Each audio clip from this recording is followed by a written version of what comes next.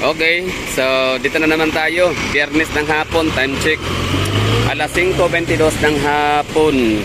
So nakatayo tayo sa may intersection talaga ng same recto and the Rojas Avenue. Literal, no? So corner talaga tayo, intersection. Bali, naisipan ko na bumalik ulit dito kasi kahapon ba yun or kagabi, meron akong nakitang random post lang naman ng isang Davaoenyo sa Facebook, no? Na yun na nga, nakuhaan niya ng napitikan niya ang location na to kung saan nagmimistulang ano daw, parang mga zombie nation na daw ang Davao kasi ang mga tao nga, yung mga pasahero dito na area talaga yun eh, parang nasa gitna na ng kalsada. Oo, para lang talaga sureball at paniguradong makasakay, alam niyo yun. So yun, tapos pinana ko yung mga comments. So yun na nga, bali na nakakalungkot daw ganon.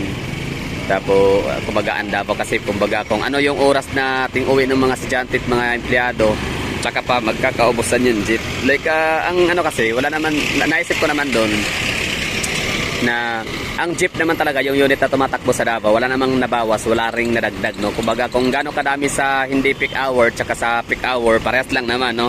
So it happens na maraming sumasakay pag hapon, pag peak hour, so parang hindi mararamdaman yung jeep kasi lahat ng mga dumadaan ay puno na. So nasasabi tuloy ng mga ibang nag-comment na bakit kung saan kailangan ang mga jeep, tsaka sila nangawala. Andiyan pa rin naman sila, kaso nga lang laging puno, di ba? For example, yun o. Yung mga yan, yung mga dumadaan na yan, wala na makakasakay dyan kasi punuan na, siksikan na. Kaya tinan natin ha, itong mga taga dito sa area na to, sa Ateneo, kunyari dyan tayo sasakay. Pero sobrang nakapagod dyan, nakakangalay, no? Matutubuan ka talaga ng maraming varicose veins dyan sa iyong mga paa. Kaya ang gagawin mo, huwag ka nang tumayo dyan, huwag ka nang magantay, no? Ang gagawin mo ay pumunta ka na dito. Anong gagawin mo? Yan, ito. Punta ka dito at doon ka mag-abang. Sabihin natin ha. Ayan, dyan ka mag-abang sa may Aldevinco, harap. Old Aldevinco, or sa harap ng 7-Eleven,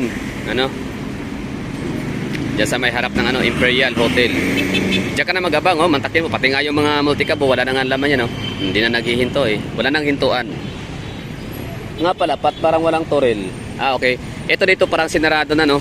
Yan may nakalagay na barricade. Kasi dati wala pa yan, pwede pa tong madaanan ng mga toril ng mga jeep, tapos dito iikot. So di ko alam kung bakit, siguro para security measures ulit, no? Pataas ng pataas yung natin dito, yung security measures na ini-implement ng ating taga CTTMO. Yan lang. So itong lugar na to, tatlo yung spotted area dito kung saan napakadaming mga pasahero dahil uuwi sila sa kanya-kanyang mga location. So ito yung mga mga nag-aabang dito, yan yung mga, di ko alam kung ano yung destination nila, no, kung para saan. Basta siguro GP Laurel, Route 4, El Rio o ano pa man. O baka talaga inunahan nila, no, kaysa sa mag-abang sila dito na area. Baka mahilo kayo, bibilisan ko ang pag-ikot ng camera. So kung dito kayo mag-aabang dyan, daming tao. Pag dyan kayo mag-aabang, so talagang matatagalan. Kasi ang mga nag-aabang dyan sobrang dami, no? Mga taga Holy Cross, taga Joji Ilagan, taga STI, mga taga Samson, taga Holy Child, no? So yung mga yon, taga Holy Cross in San Pedro, maglalakad yan dito. Oo, lalakad yan dito kasi dito sila mag-aabang ng jeep. Pero kulang pa din ko ako. Andito na din man ako, kunyari ako nag-aaral sa San Pedro College, pinakamalayo na yun na din na area ko kumpara dito. Kumbaga kumpara sa ibang mga eskwelahan. So pinakamalayo San Pedro para lang pumunta dito. Naglakad ka na lang na medyo malayo-layo, dito ka na lang pumunta diretso. Dito na lang, yan mas secured mo pa yung yung vacant seats sa mga jeep. Ganun yun. So nagkakaubusan talaga ng jeep dito sa Davao kapag ganitong oras kasi nga kukunti na lang yung jeep, no? Ang iba kasi 1 year contract, yung iba hindi na nag-renew. Kasi malapit na rin. May narinig ako nung nakaraang araw na ako nag-vlog sa Bangkirohan, sabi nga hanggang December na lang daw, mag-phase out na daw. Tapos sabi naman nung nag-comment kanina, sino yun, shout out to sa iyo, nasabi mo na by January, no, parang magsisimula ng tumakbo yung HPBS natin. Yan yun. So hindi ko alam kung anong destination yun yung mga nakaabang doon sa may Aldevinco, kung sila ba ay magkaiba sila ng destination sa mga nag-aabang dito sa may Rojas, may Ateneo. Okay, so pangalawa, ito naman. Yan, pangalawang tambayan, no? Pick up station. Wala lang, gusto ko lang makita nyo live. kumbaga footage, no? Iba kasi ang picture lang sa gumagalaw talaga mga tao, no? Yung movement. So, siyempre, ano to, reference no, kung totoo, gano'n nga ba katotoo na parang zombie na ang ano, Davao kapag gantong oras, zombie nation. PABS or peak hour augmentation bus system. So itong mga ano, itong grupo na to, yung kumpulan diyan, sila naman na yung destination nila ay Toril. Toril, Puan, mga gano'n, no, mga Talomo area. Tapos sa kabila naman dito, meron naman dito kumpulan din, no. Ang mga destination naman itong mga to ay papuntang Kalinan, Mintal, Catalonan Grande, Catalonan Pequeño, Catalonan Grande. May ano ba? Sige, basta 'yun na. May papuntang Kalinan, 'yan, no, nakalagay yung Kalinan.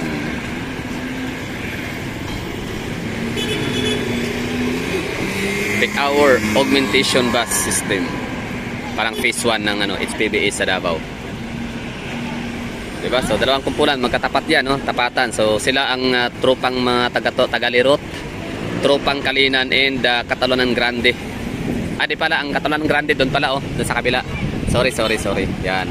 Yung may ano doon, nung shuttle na yun, sa may malayuan yun, no? Yun. Yun, tuturo natin. So yun yung ano, Catalonan Grande, tropang Catalonan Grande. So hindi sila ganoon kadami. Kunyari, sabihin natin na magkaroon ng ano, ng clash, no? Magkaroon sila ng ano, parang chanting ba, no? Parang sabihin natin na squad. Oh. So ito yung Toril groups, no? So sino ba? Ano ba hitsura ng mga taga Toril? Oh, yan ang mga taga Toril, oh. Mga pupugit, gaganda, ang gaganda, no? Mga taga Toril, taga Lirot lang ang sakalam. Yan, mga tropang Toril, o tropang Lirot. Tapos dito naman mga tropa ni ano yan, Pulong Duterte, nila January Duterte. Kasi ano yan, Catalonan Grande, no? Diyan nakatira ang sila Congressman Pulong at saka yung si barangay captain ba si Mrs. niya, si January Duterte. Catalonan Grande. Barangay lang ang Catalonan Grande, no? Hindi siya kagaya sa Toril and Kalinan na distrito talaga siya. So ito si Catalonan Grande, ano, barangay lang talaga siya, no? Literal na isang barangay lang, pero ang ganda, no? Daming mga tao din. Meron na silang ECCC. Kaso nga lang parang wala pang Jollibee. Tsaka McDonald's. Basta ano siya, no, rising economy. Ang Catalonan Grande, maraming tao. Kaya mayroon talaga silang exclusive na bus talaga papunta doon. Kahit hindi siya, pansin ko siya na, pwede naman ako mali din, eh. Pansin ko lang naman. Parang kahit hindi peak hour, mayroon talagang bumabiyahing metro shuttle bus papuntang Catalonan Grande. Yan. So, Toril, Catalonan Grande. So tingnan naman natin ang tropang Kalinan. Ayan, tropang Kalinan. Ayan sila, oh. Kunti lang yung katropang Kalinan, no? Medyo nagkawatak-watak sila, hindi sila ganun ka unified unlike sa mga taga Toril. Wala, natalo na ang taga Kalinan sa Toril. Kasi ang mga taga Toril nagkakaisa. Ang mga taga Kalinan, Mintal ay nagkakawatak-watak, no? Kasi may kanya-kanya silang ano, no? Paradahan, pilahan. Kasi meron sila doon sa may bangkirohan, dalawang terminal. Tapos sa apat lahat kasi dalawang L300 van, tapos dalawang bus. Isa lang pala, isang bus, no, yung Metro Shuttle and Anil, parehas lang yan. Company lang sila. Yan, konti lang yung tropang Kalinan. So andali lang nilang durugin ng mga taga Toril kasi mas marami ang mga taga Toril, oh. Clustering talaga, no. 'Di ba ganun yung nangyari sa nung pandemic sa Davao, clustering. Pagalingan ng sayaw na bam bam. Bigat da bam bam bam. Yung kay Karinsita, singer. Tapos dito naman ang tropang mga taga ito talaga sobrang dami kasi tropang Buhangin, mga taga JP Laurel, sa Panakan, Lasang, Tibongko, no? So sila yung napakadami sa may northern part of Davao. Hindi rin sila patitinag, no? Tapos doon naman sa kabila, likod nitong gusali na mataas, Vivaldi Residences. Meron diyang Phoenix, tapos yan Acacia. Doon mo makikita naman yung tropa ng mga taga-Mandog, pero wala ko kung tila yung mga taga-Mandog, no? Ito talaga yung pinakamarami. So hanap tayo ng ibang anggulo para makuhaan ng ibang location para makakuha tayo ng ibang anggulo, no? Sa mga nag-aabang na mga pasahero dito sa area na to.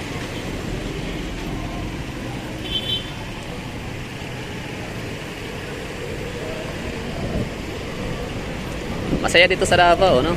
Hindi naman talaga siya, I mean, nakakapagod lang, no? Medyo burden siya sa atin ng mga daily commuter.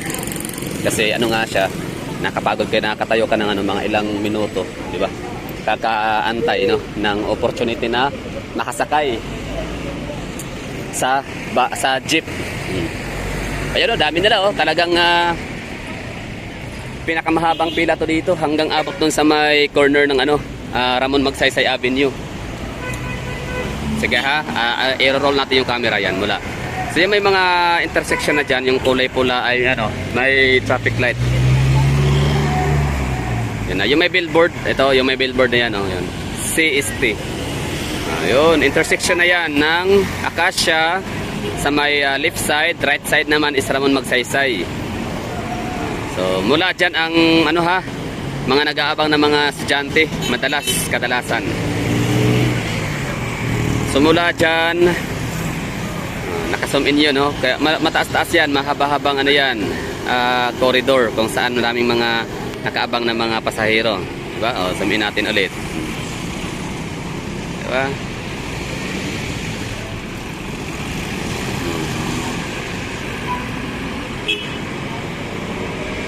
Ito naman ang baba ng Ateneo de Davao University.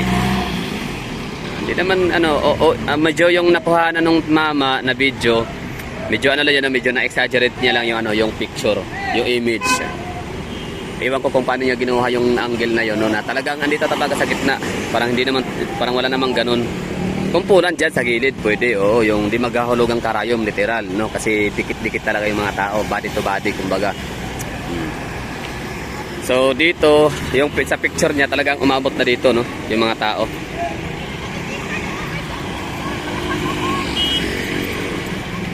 Diba? So, mga pedestrian, manakbo yan, takbo-takbo yan, kasi sagasaan kayo. Good luck. Hindi na talaga, ano din, no? Hindi talaga na komportable maglakad sa pedestrian sa Davao. Like, alam mo yun, yung, tama din naman, parang, ba't mo naman kailangang maglakad ng napakabagal kung pwede namang bilis-bilisan. O, tinan mo sila ate, sila kuya, diba? O, very good. Galing, no, galing yung guts nila, like saludo. Hindi lahat ng tao afford yun, yung ganong guts, no, na maglakad na parang wala lang, no. Pero ako hindi ko kayang maglakad na gano'n. Pero hindi ko sinabing masama yun, ha, yung ginawa na, tama yun para sa akin. Salot nga ako, diba, sabi ko, salot is hanga ako kasi yun naman talaga dapat. Nasa pedestrian ka, dapat komportable, relax lang. Pero anong ginawa ng mga nakamotor, no, diba?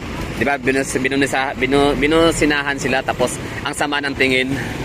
Oh, Torel. So ito si Torel, iikot pa yan. Iikot yan dito. Wala pa siyang laman.